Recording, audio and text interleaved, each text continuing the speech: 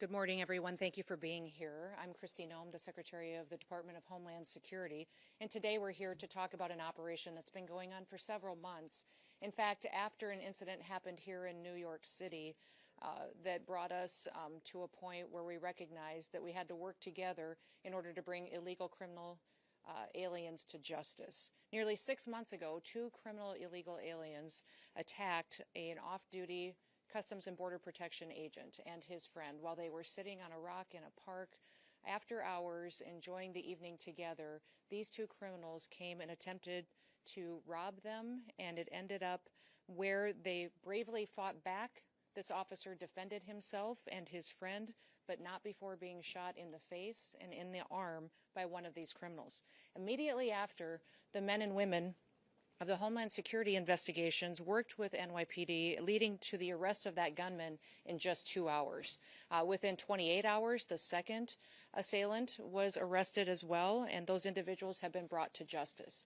But those individuals would have never been in this country if they hadn't been allowed in by the Biden administration when they ignored our federal laws and allowed them to come in illegally.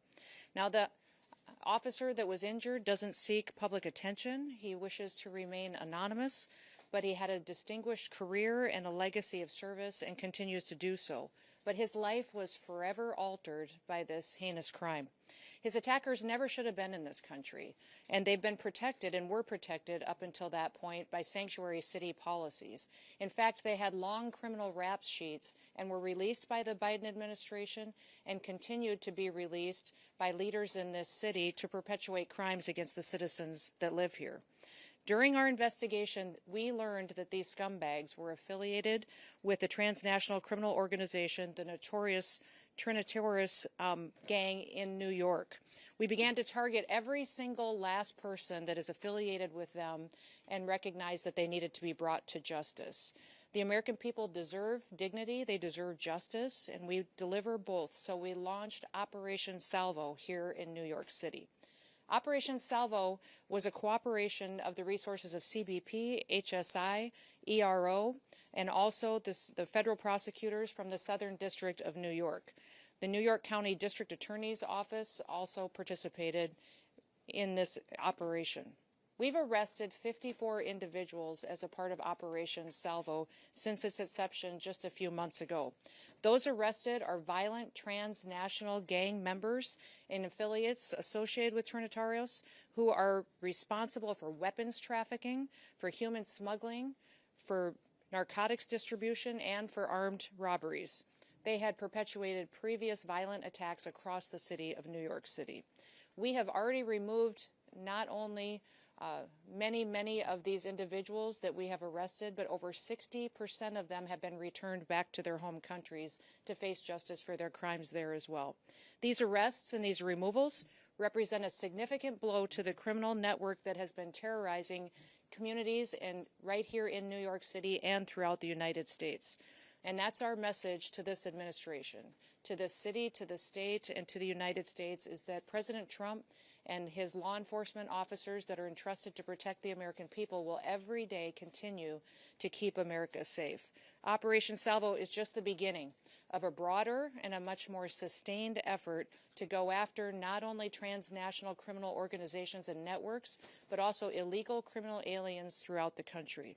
We are on offense. The Trump administration is using every single tool that we have to protect the American people.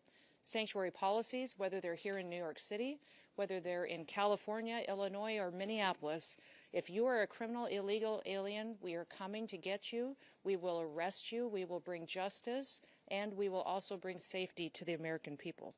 We are warning anyone, if you think you can harm an individual, a citizen of the United States, or a law enforcement officer, we will find you and bring you to justice. If you lay a finger on one of our officers, we will catch you, we will prosecute you, and you will feel the full extent of the law. In every single thing the Trump administration does, we put the American people first. Operation Salvo has proven that by taking 54 dangerous individuals off of our streets and protecting the people who live here in this city. Now, also, thanks to President Trump, we have 2.6 million people who have left our country who shouldn't have been here in the first place. They were here illegally, and over 650,000 of them were arrested, detained, and deported back to their home countries. 2 million of them left voluntarily, recognizing this was their opportunity to go home and come back someday the right way so they have a chance to enjoy the American dream. Of course, doing these operations requires brave citizens that are willing to serve their country, and we're excited by the amount of people who want to join the Department of Homeland Security in their efforts to protect the American people.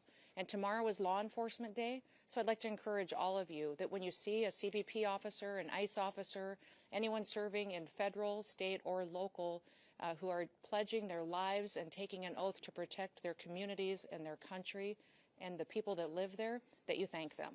Do something nice for them. Buy them lunch, give their families some support, and thank them for their service and their dedication to freedom and to liberty and enjoying the opportunity to sleep peacefully in our beds at night. Now, I'm pleased that I get to introduce several other speakers that will come up and share information on this operation with you. The first one is going to be Director Frank Russo will address and talk about some of the specifics of this operation. Thank you, Madam Secretary. Good morning, everyone. Thank you for joining us today. Madam Secretary, we can't thank you enough for being here today. Your humanity, your